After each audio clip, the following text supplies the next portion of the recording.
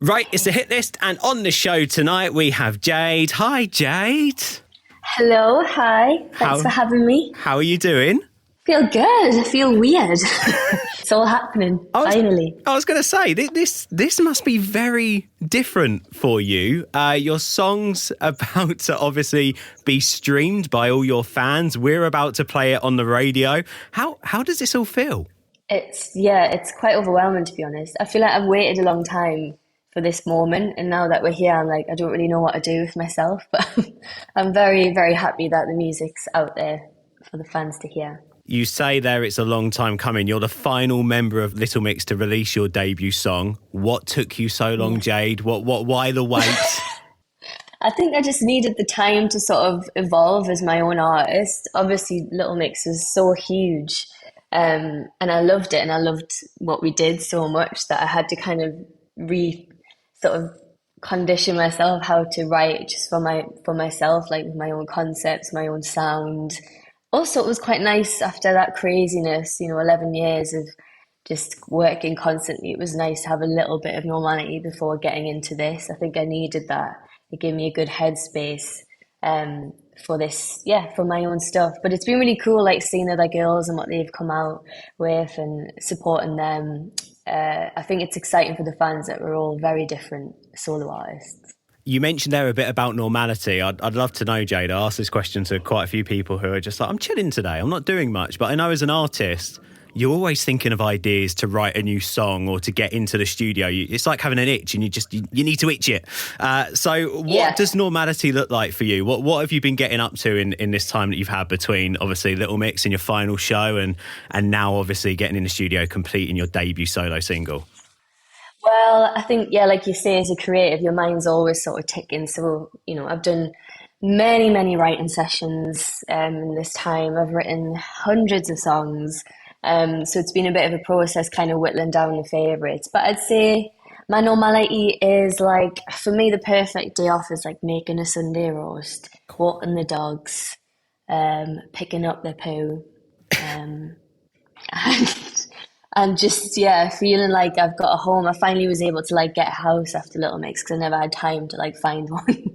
It's been a good sort of couple of years of, just settling into myself and my own home and spending time with family and friends. Because as we all know, once you get going in this pop star life, it all just, you don't see anyone and you're working full out. So I'm excited. I'm ready for this now. If you've just got your first house or your new house, be honest, Jade, you've just spent the last couple of years watching Mrs. Hinch videos, haven't you? A lot of TikToks about how to do grown-up things, man. I feel like in the group you're so conditioned like to obviously be looked after quite a lot. And I just had like an apartment at the time, like a base to drop everything out when I was on tour or whatever. So once I moved in a house, I was like, oh my God, this is so exciting. And then all of a sudden it was like, how does the heating work? How do I do the plumbing? How do I tidy up after myself? How do I cook? So I feel like I've had to learn to do all these boring adult things like later on in life, but I absolutely love it, to be honest. And it's just nice, like having a garden and stuff. But it's actually helped me creatively as well, I think, because I've been at peace. It's meant that I can really push myself with my songwriting and stuff. Where before it would always be like, while you're on tour or getting off a plane and there's a session the next day, there's been a lot more time for me to have that creative freedom. So I'm grateful for that.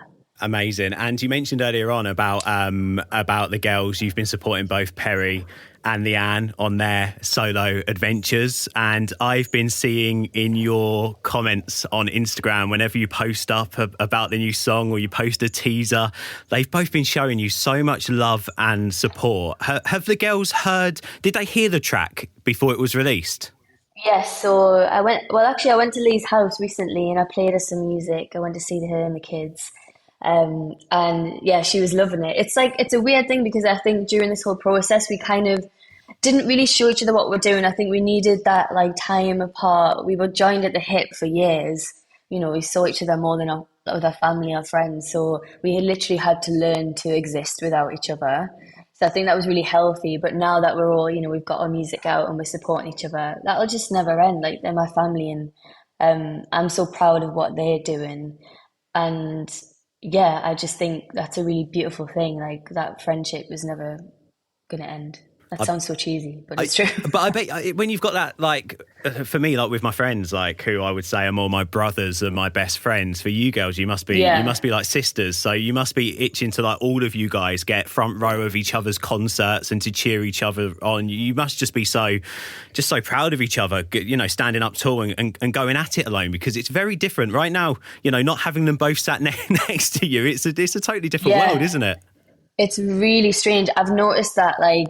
Not so much on radio, but when you do like a TV interview or whatever, and you have these girls next to you and you're like bantering with each other, because, you know, like some of those rooms are quite silent because it's on camera or whatever. So I'm trying to like crack a joke and then I look around and just no one's there to feed off or like laugh with me. Or that's kind of like the hardest part, I think, is we really bounced off each other's energy.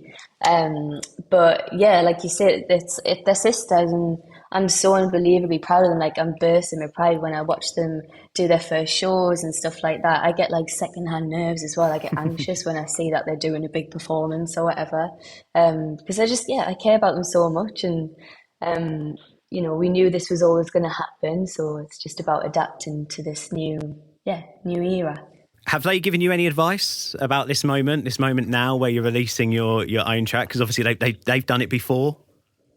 Yeah, so we were always talking on our group chat, giving each other advice, reaching out to each other when we're feeling like a bit worried or a bit nervous about things. And I think the advice is just to literally embrace it and enjoy it. Like, we've worked so hard for so long. We all deserve this moment on our own now. And yeah, but it's funny, like I had my first sort of solo dinner launch thing a couple of weeks ago by myself, and I messaged him. I was like, help me. Because we were just so used to it. We'd go to events and we'd just sit there eating the free bread, like chatting to each other and not socialising with anybody else. So I really need to learn to just be a bit more of a social butterfly and be better at that. So they've been helping me with stuff like that for sure. I'll tell you what, that was one of my favourite things about the first time I ever went to Cheesecake Factory, was that you get free bread on the table. I think free bread in a restaurant's underrated. Honestly, that bread at that restaurant, Cheesecake Factory, my God, you know, once I ordered it when I went over there on like some website, and they sent me like 5 baguettes of that bread because it was so unreal. And I tried to carry it home with me and everything from the US. That's how addicted I was to that bread. Out of all the things that I thought I would bond with Jade on today during this interview, I would never have thought it'd be Cheesecake Factory bread. But there we are. It is unique. Yeah. This is the Hit List, KM FM. This is the Hit List, KM FM. Come on then, let's talk about it. The debut solo single from Jade, it's called Angel of My Dreams. Do you know what I love about this? You vocally showcase just so many different styles on this tune. It must have taken some planning to bring this concept together. It did. Well, yeah, it did. But you say that, but to be fair, it was written in one day. So it was. Yeah, I wrote the song over a year ago now with producer Mike Sabbath, who's incredible. He did all of the re-album. Pablo Bowman, who I've worked with a bunch, and Steph Jones, who just did Espresso with Sabrina. So, you know, it was a bit of a dream team. And Pablo basically said in the session when we first got there, do you remember that you've always tried to sample Puppet on a String by Sandy Shaw? And I was like, that's so weird you say that, because it was literally written in my notes as a concept to write about. So that's kind of how Angel started. I felt like the title Puppet on a String was so right for the kind of concept of the song, which is about my kind of love-hate relationship with the music industry. I wanted it to sound like a love letter to someone, but it's about the industry itself. And like you say, there's so many different like genres and tempos. It's a very much Frankenstein pop song, and I think for my first solo single, I really wanted to kind of not play it safe and do something a bit more experimental, kind of surprise people. And so, yeah, that's kind of how Angel of My Dreams was born. And to be honest, I really didn't think the label would like it. I thought they'd be like, this is insane, get back in the studio and have another go. But they were just like, wow, like this is so refreshing. And so there it was. I knew the moment we wrote that song that it was the first single. The thing that I took off of the teaser was that you mentioned at the start of that clip that you wanted the track to be a Frankenstein mashup, and you mentioned it there again. So was it always the intention to create something, you know, quite different to what we'd expect from you guys as Little Mix? Yeah, I think in the band, we had such a sort of perfect formula of what songs to do. For so long, we knew I could go in the studio and I could write a little mix song straight away, and it was always the same, female empowerment and those kind of concepts, which I adored. But I knew that for my own stuff, I had to branch out of that and push myself, push the boundaries a bit more, do the unexpected. And I do want the fans to feel like they're literally listening to me, finding myself and experimenting with my sound. I think that's really exciting. Like as a pop fan myself, when I look at my favorite artists, it's the ones who aren't afraid to like do something different or just experiment. So that's what I wanted to do for my own stuff. And what about the music video? It looks like you had so much fun recording that. Yes, me on Deptford High Street, living my best life.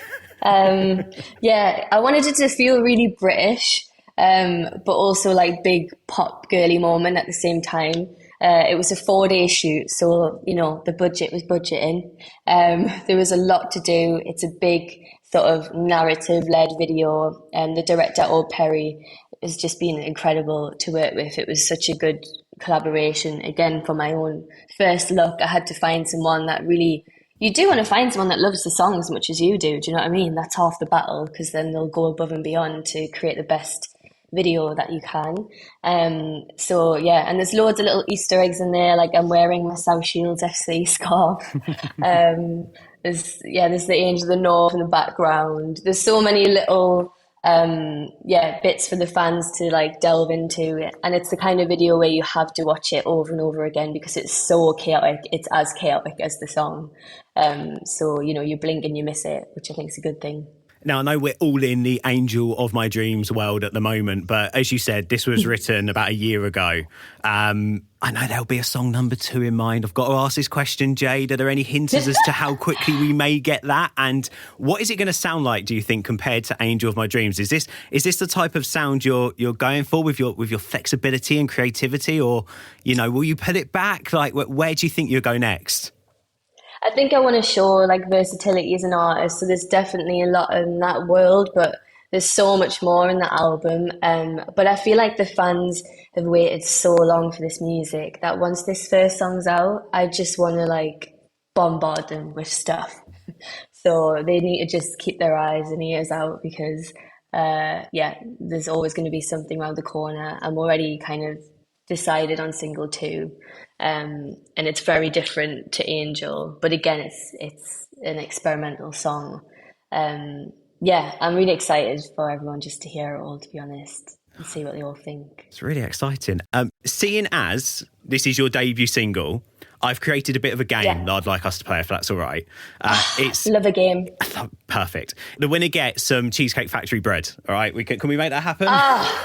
Say no more. It's called Thirsty because we're thirsty for the goss and we want to know all about your thirsts. Okay. Seeing as you're releasing your first solo single, I thought this would be perfect to learn a bit more about you as you. So how far back can you remember things? Because I think now, like back to school, and I can't remember a thing. So have you got a good memory? I mean, my boyfriend tells me that my memory is horrific, so this is going to be fun. Well, look, it's all about your first, so I expect these will be quite memorable. So let's start with the first one. What was the first concert you went to? Oh, I know this. It was called like Once in a Lifetime, and basically my mum forced me this concert. It was like Donny Osmond, David Essex. It was like all these kind of heartthrobs of the 80s or 70s, whatever. And I remember it well because I was so bored that I bopped into the glow stick and it went all over my mouth and I had to go home early. And my mum was furious with me. Well, we know where the next sample's coming from. Donny Osmond and Jade. It might be in the works. You heard it here first. Yeah. What about your first holiday? Oh, first holiday was probably Benidorm. Nice. It has to be. We got the coach from South Shields to Benidorm. I remember it well because I still can smell the vomit from all the kids that were travel sick on the bus. And we actually always stayed at the hotel. It was so cute because I lived in like a little cul-de-sac, and so all of the street would pitch in to go on holiday together. So, and they all knew I could sing, so we'd go to Benidorm and I'd go to all the karaoke bars and I'd always sing She's the One by Robbie Williams, and we'd get the euros back. so that we could afford the holiday the next year. That's brilliant. What about first night out with the Little Mix girls? Let's stay on the night out theme. Can you remember that? Oh my gosh, well that would have been when Wings went to #1. We went out in like the West End of London, and it felt really starry. You know, all the sort of bar staff came out with the champagne and the sparklers and all that stuff, and we had a Wings #1 cake. So that felt really special. Oh, amazing. And what about first celebrity encounter? Did you have any celebrity encounters before, like X Factor, before Little Mix?